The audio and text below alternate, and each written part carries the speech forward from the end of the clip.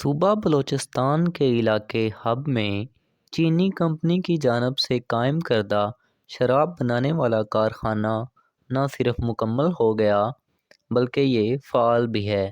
محکمہ excise and taxation کے حکام کا دعویٰ ہے کہ پاک چین اقتصادی راہداری یعنی سی پیک کے منصوبوں کے باعث چینی شہریوں کی بڑی تعداد میں پاکستان آمد کی وجہ سے یہ کارخانہ ان کی شراب کی ضرورت کو پورا کرنے کے لیے قائم کیا گیا ہے، تاہم ابھی یہ بیرون ملک شراب برآمد نہیں کرے گا۔ حکام کے مطابق اس کارخانے سے وفاقی حکومت اور بلوچستان دونوں کو ٹیکس کی مد میں آمدنی ہوگی، جبکہ مقامی لوگوں کو روزگار بھی ملے گا۔ یہ چینی کمپنی ہوئی Castle Brewery and Distillery Limited کے نام سے Security Exchange Commission of Pakistan میں اپریل 2020 میں رجسٹر ہوئی اور اس نے ہب میں اپنا پہلا کارخانہ لگا دیا ہے۔ واضح رہے کہ مسلمان اکثریتی ملک ہونے کے باوجود پاکستان میں نہ صرف شراب بنتی ہے بلکہ اسے سمگل کر کے بھی یہاں لایا جاتا ہے۔ مسلمانوں پر اسے خریدنے پر پابندی ہے، تاہم دوسری مذہبی اقلیتوں کے افراد کو شراب خریدنے کے لیے خصوصی لائسنس جاری کیے جاتے ہیں۔ یہاں پر سوال یہ پیدا ہوتا ہے کہ ہب میں پہلے سے ایک کارخانے کی موجودگی میں نئے کارخانے کی کیا ضرورت تھی؟ صوبہ بلوچستان میں نہ صرف شراب بڑی مقدار میں بیرون ملک سے سمگل ہو کر آتی ہے بلکہ ہب ہی کے علاقے میں QDL کے نام سے شراب کا ایک اور کارخانہ بھی قائم ہے۔ خیال رہے کہ QDL کا شراب بنانے والا کارخانہ پہلے کوئٹہ میں تھا، جسے چند سال قبل ہب منتقل کیا گیا۔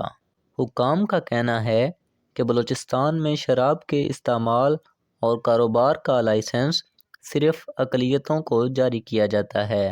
پہلے ہی اقلیتوں کی محدود آبادی کے لیے ایک کارخانے کی موجودگی میں دوسرے کارخانے کے قیام کی ضرورت سے متعلق سوال پر صوبائی director general excise and taxation south Muhammad Zaman کا کہنا تھا کہ شراب بنانے والے اس کارخانے کا مقصد چینی شہریوں کے لیے ان کے معیار اور تقاضوں کے مطابق شراب بنانا ہے۔ ان کا کہنا تھا کہ سی پیک کے مختلف منصوبوں میں کام کے لیے 25 سے 30 ہزار چینی شہری آ رہے تھے، جس کے باعث وفاقی حکومت نے بلوچستان حکومت سے چینی کمپنی کو لائسنس جاری کرنے کے لیے کہا تھا۔ محمد زمان نے بتایا کہ یہ شراب بنانے کا کارخانہ صرف بیئر بنائے گا۔ ان کا کہنا تھا کہ یہ چینی کمپنی کا 2018 کا منصوبہ تھا اور اس میں 3 ارب روپے کی براہ راست سرمایہ کاری کی گئی ہے۔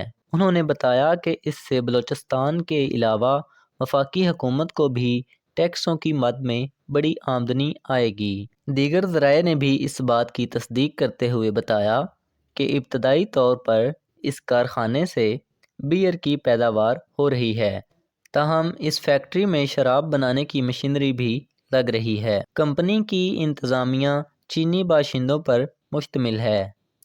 ان کا کہنا تھا کہ کمپنی نے حکومت بلوچستان کے ساتھ مل کر یہ طے کیا ہے کہ وہ کارخانے میں 300 سے 400 لوگ بلوچستان سے رکھے گی، تاہم اب تک کمپنی میں جو چینی افراد آئے ہیں ان کی تعداد 20 کے لگ بھگ ہے، جبکہ اس میں کام کرنے والے پاکستانی کارکنوں کی تعداد 140 ہے۔ کیا چینی کمپنی اپنی پروڈکٹ برآمد بھی کرے گی؟